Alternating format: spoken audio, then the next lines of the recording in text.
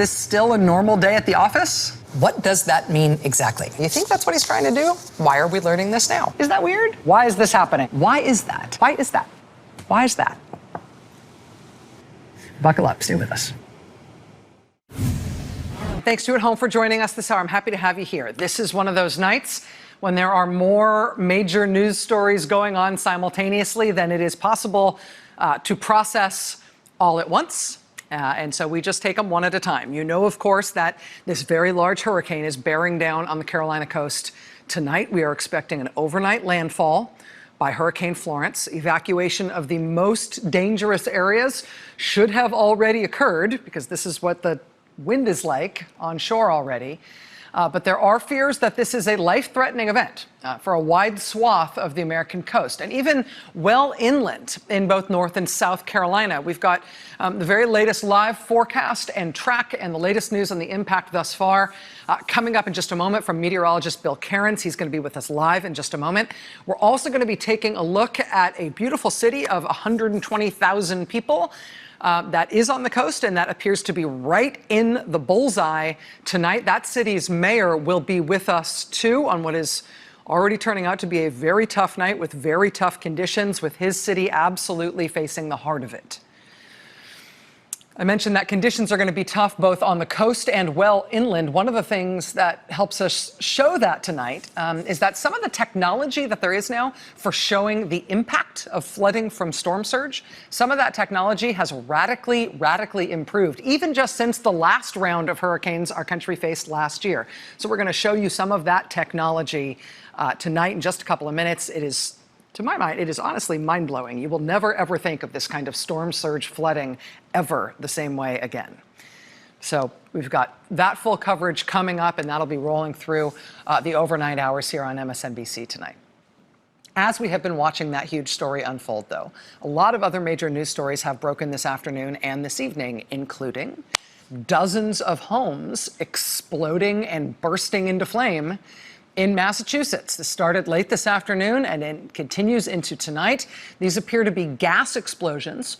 Massachusetts State Police, just after 6 p.m. Eastern tonight, put out an urgent warning on Twitter, not the kind of warning anybody ever wants to see from their state police. Quote, residents in the affected towns of Lawrence, North Andover, and Andover who have gas service from Columbia Gas should evacuate their homes immediately if they have not already done so. Massachusetts State Police initially listed 39 homes to which firefighters had responded, homes either exploding or catching fire. The state police, by 7:30 tonight, they'd upped that number to 70 homes. They also announced that all electric power was shut down to the affected towns. They just shut down all electricity to these towns, not because the electricity was itself the problem, but they wanted to try to lessen the risk of further gas explosions by lessening electric power things that might cause sparks, I guess.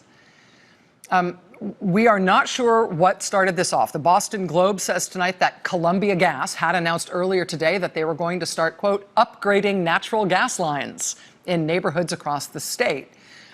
Those upgrades, those planned upgrades, included this part of Massachusetts. That said, the company had said the work wouldn't start until next week, so we're not sure if that's it.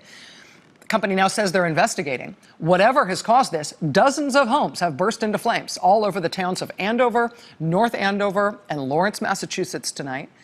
In terms of getting your bearings, these are all towns that are more or less due north of Boston, close to the state line with New Hampshire.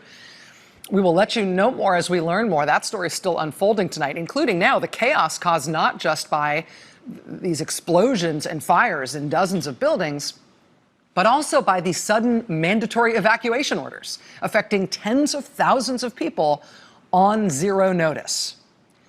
WBUR reported earlier this evening that all the off-ramps from Interstate 495 in that region were shut down, so you couldn't get off the highway into those neighborhoods, but all the on-ramps from those neighborhoods were open to allow people to get the heck out of those communities by getting onto the highway. Again, this is a developing story. We will let you know more as we learn more over the course of this evening.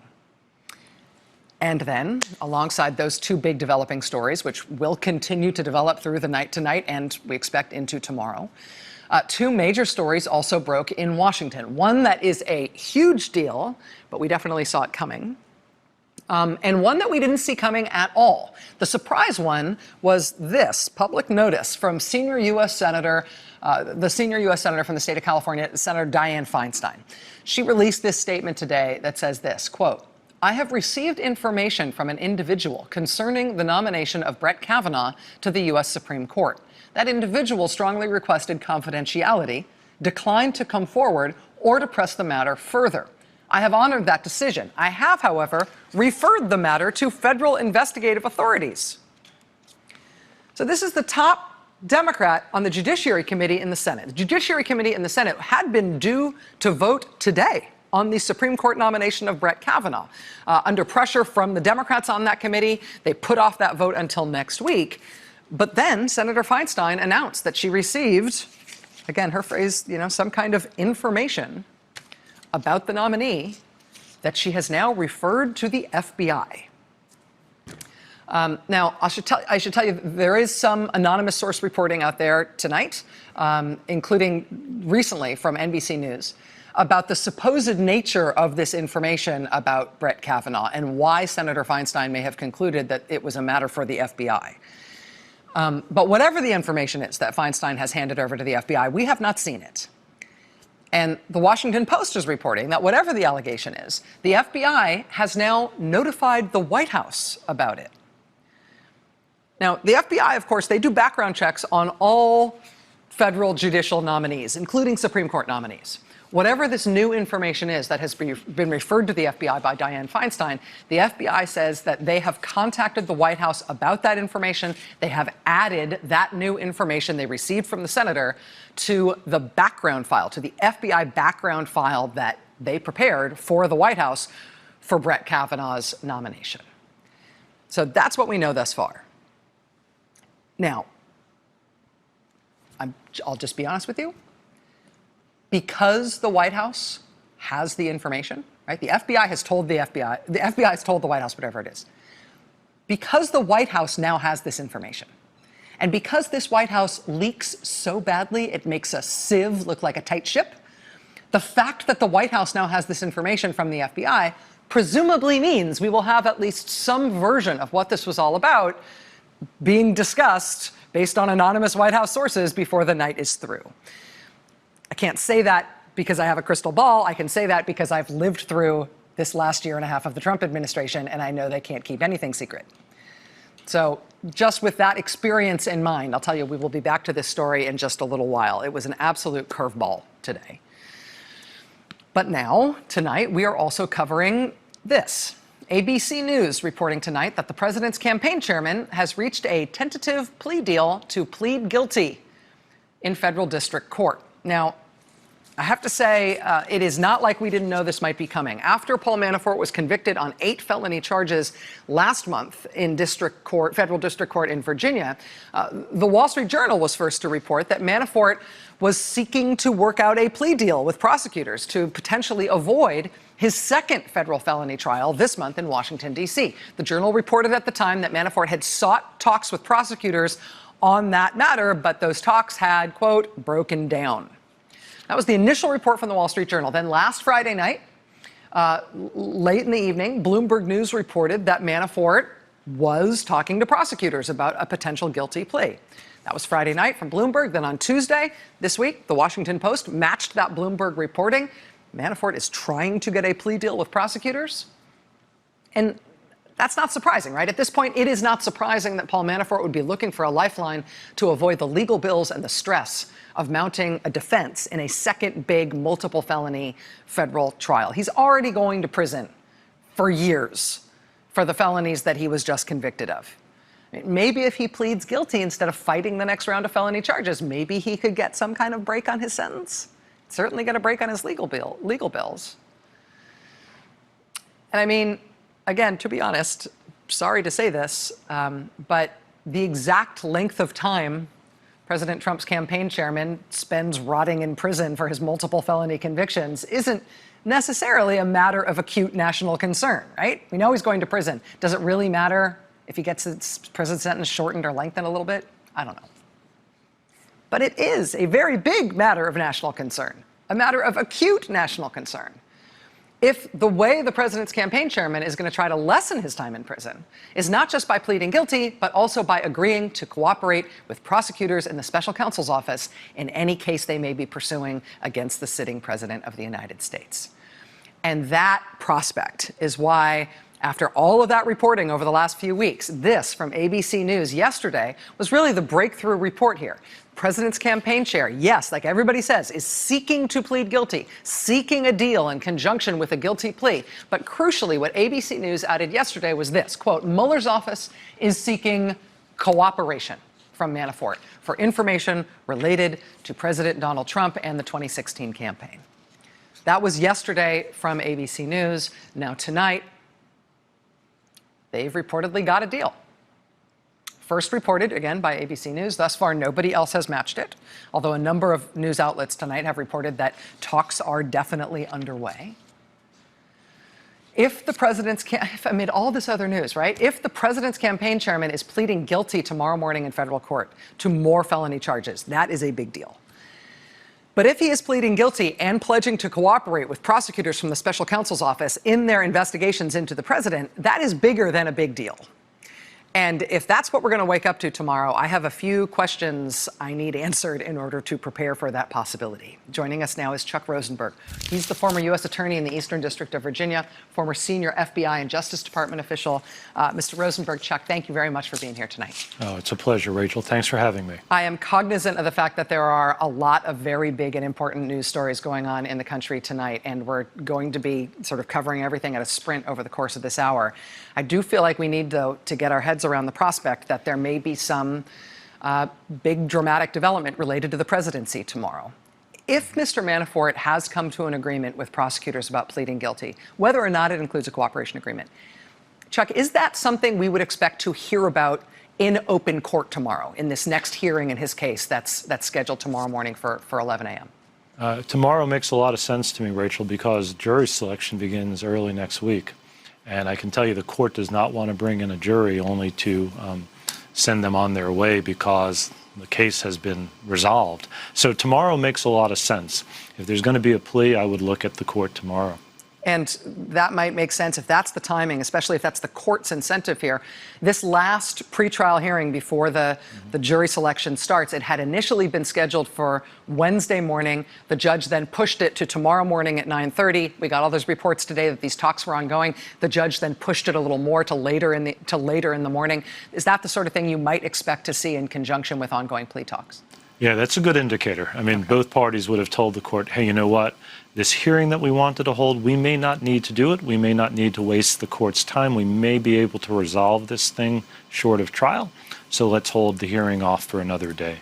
Chuck, if Mr. Manafort is going to cooperate with prosecutors, which of course would be a really significant development in this presidency, will that necessarily be memorialized in a way that we, the public, can see? If they do a cooperation agreement, could that be an implicit agreement or a sealed agreement, or is it definitely something we would know about? It's almost definitely something we would know about. The idea in a plea agreement, a written contract between the parties, is that all of the provisions are laid out, spelled out in writing, in open court, and the public gets to see it. There aren't side deals. In fact, the plea agreement itself should say something like, Rachel, this is the entire agreement. There are no side agreements. Everything we've agreed to is right in this particular document. I want to ask you sort of a wild hair question, and you can tell me if this is nuts or inappropriate. There's been a lot of speculation, a lot of commentary on Mr. Manafort's fight with prosecutors. Obviously, there's this stark fact that he's the only American thus charged who hasn't agreed to plead guilty and or cooperate with prosecutors. He's the only one who's out there fighting. People have speculated that that might be that Mr. Manafort is worried for his own safety or for his family's safety. If he is seen as a cooperator, that there may be forces either in this country or more likely beyond this country because of his history in the former Soviet Union, where he could be in real personal danger if he's seen as somebody who helped U.S. law enforcement. If that is a factor here, and I have no idea if it is, if that is a factor for Mr. Manafort, are there assurances that U.S. law enforcement could give him to try to alleviate those kind of concerns? Yeah, it's a little bit far-fetched, Rachel, but it's not nuts. And even if, if this is what Mr. Manafort thinks could happen, if this is what's sort of guiding his decision-making, however irrational it might be, sure. But remember, the U.S. Marshal Service runs a witness security program, WITSEC. You see it in the movies all the time. It's a real thing, and if a witness has information that is helpful to the government, he or she, typically he, could apply to the witness security program through the Department of Justice, through the U.S. Marshals. We can protect witnesses. Chuck, one last question for you. Bob Woodward's book, Fear, came out a couple days ago, in which he said there was a joint defense agreement between the president and the 37 witnesses involved in the Russia investigation. Then Rudy Giuliani last night, did an interview with Politico in which he confirmed, yes, there's a joint defense agreement, the president is party to it, and Paul Manafort is party to it.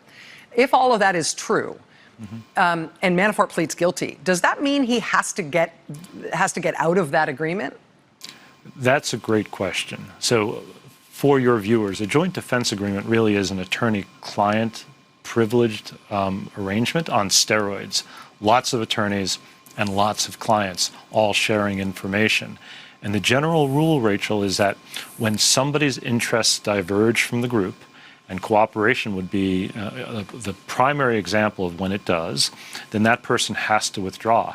If Mr. Manafort is not cooperating, he's just pleading guilty straight up, he's just saying, I'm guilty and I don't want to go to trial, that wouldn't necessarily require that he withdraw. If, on the other hand, he is cooperating and he's providing information against others, that would require him to withdraw because his interests have diverged. I hope that makes sense. Sure, and it makes me wonder if the fact that he's been in a joint defense agreement with the president all this time essentially means that the president's lawyers and Manafort's lawyers have been working together all this time, and maybe that undercuts the idea that Mr. Manafort would have anything to say that could be a surprise to the president's defense.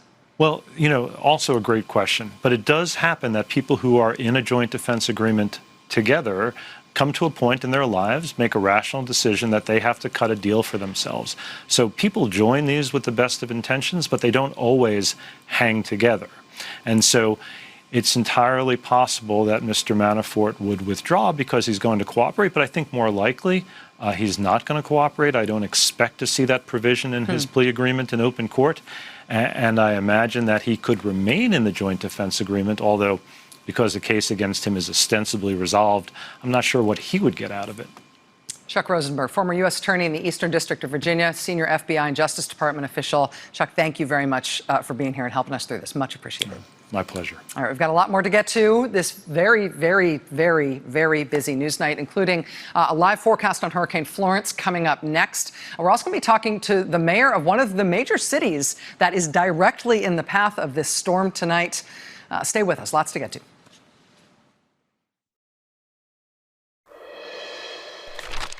The topics we cover on MSNBC every day, they're driven by big ideas, big themes, huge societal changes. And that's what we talk about on our new podcast. It's called Why Is This Happening? Why Is This Happening with Chris Hayes. New episodes every Tuesday.